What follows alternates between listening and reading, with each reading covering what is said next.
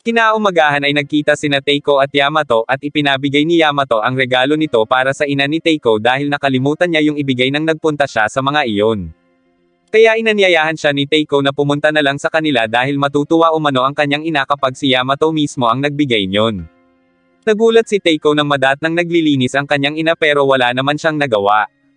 Pinatuloy nito si Yamato at sinabing bibili lang siya ng bigas kaya sinabi ni Teiko na siya na lang ang bibili. Dahil naiwan sa bahay ay nakapag-usap sila ng ina ni Teiko tungkol sa mga bagay-bagay, lalo na ang tungkol kay Teiko.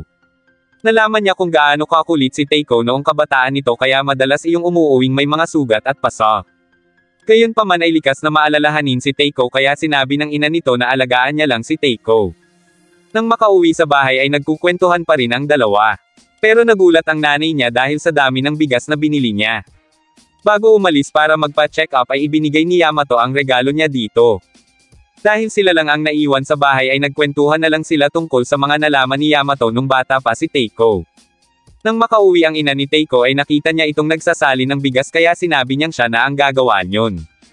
Dumating ang kanyang ama at sinabing siya na ang maglilinis ng banyo. Maya-maya pa ay nag-send si Yamato ng litrato niya nung baby pa siya dahil napag-usapan nila kanina kung gaano lang kaliit si Yamato nang isinilang. Kinabukasan ay nakasabay ni Sunakawa sa paglalakad ang ina ni Teiko kaya tinulungan niya ito sa pagbitbit ng mga dala. Natutuwa ito dahil may mababait na kaibigan si Teiko at hiniling na sana ay ganoon din ang batang nasa sinapupunan niya. Nang makauwi ay naglilinis na naman ang ina ni Teiko bagay na hindi na muna nito dapat ginagawa at sa sobrang paglilinis nito ay nadudulas na ang kanyang asawa. Kinabukasan ay nagpaalam ang ina ni Teiko na maglalakad lang dahil makabubuti iyon sa tulad niyang buntis. Nais siyang samahan ng mag-ama pero sinabi niya sa edad nila ay nakakahiya nang maglakad sila ng sabay-sabay.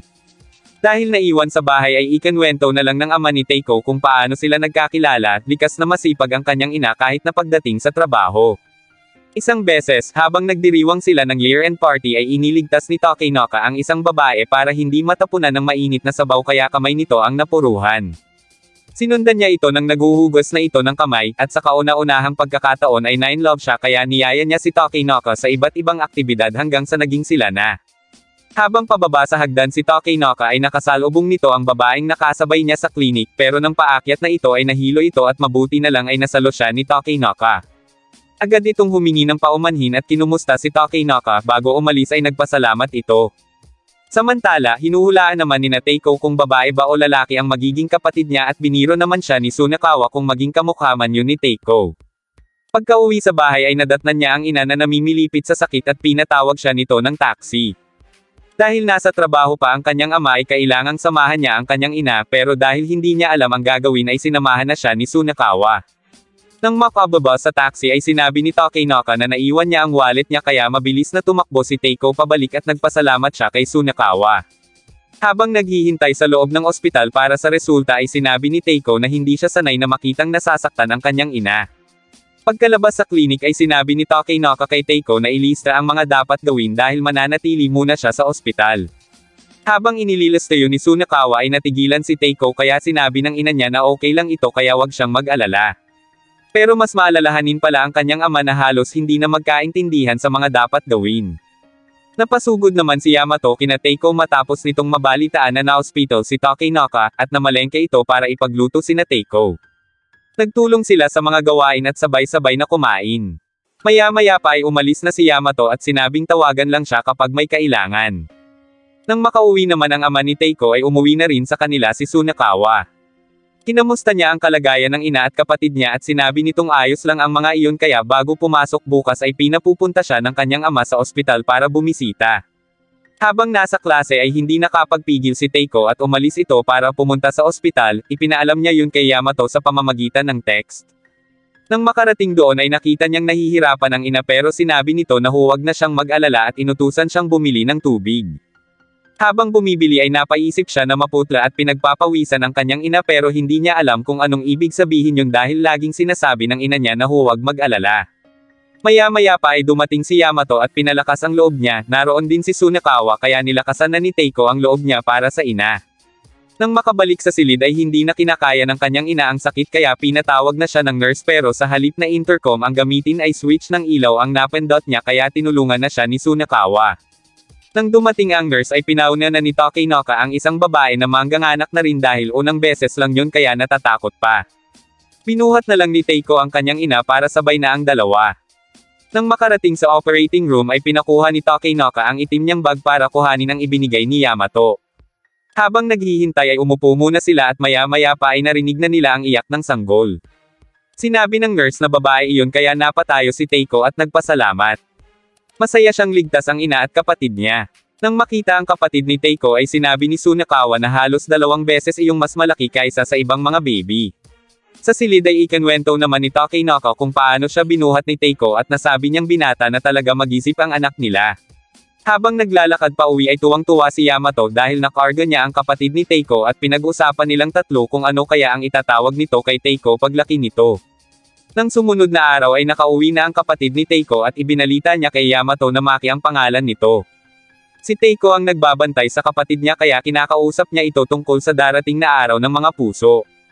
Kinabukasan habang naglalakad ay nakafocus si Teiko sa pag-iisip kung anong ibibigay niya kay Yamato hanggang sa bumangga na siya sa poste. Napaisip si Sunakawa kung anong tsokolate kaya ang ibibigay ni Yamato kay Teiko. Kinilig at napaisip din si Teiko na bibigyan nga siya ni Yamato ng tsokolate dahil kinder pa lang siya nang huli siyang makatanggap ng tsokolate samantalang si Sunakawa ay taon-taon nakakatanggap. Matagal-tagal na panahon iyon pero ngayon ay makakatanggap na siya kaya walang pagsidlan ang kanyang saya. Pero naisip niya na kung aasa siya ng sobra ay baka mapilitan lang si Yamato kaya dapat normal lang ang kilos niya. Gayunman ay na-excite pa rin si Teiko at inisip kung magkakaroon na ba sila ng second kiss ni Yamato sa darating na Valentine's Day. Sa paaralan naman ni Yamato ay nakiusap sa kanya si Nanako na turuan niya itong gumawa ng tsokolate dahil hindi ito marunong, kaya inimbitahan na lang ito ni Yamato sa kanila para sabay na silang gumawa na ikinatuwa naman ni Nanako.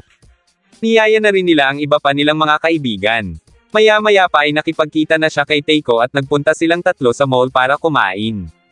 Habang kumakain ay sinabi kaagad ni Teiko na wala siyang gagawin sa February 14 kahit wala pa namang sinasabi si Yamato kaya medyo nahiya si Teiko. Pagbalik ni Yamato ay may dala itong menu ng mga tsokolate dahil nga malapit na ang araw ng mga puso. Nagulat naman si Teiko nang makita ang presyo ng mga iyon pero gusto yun ni Yamato.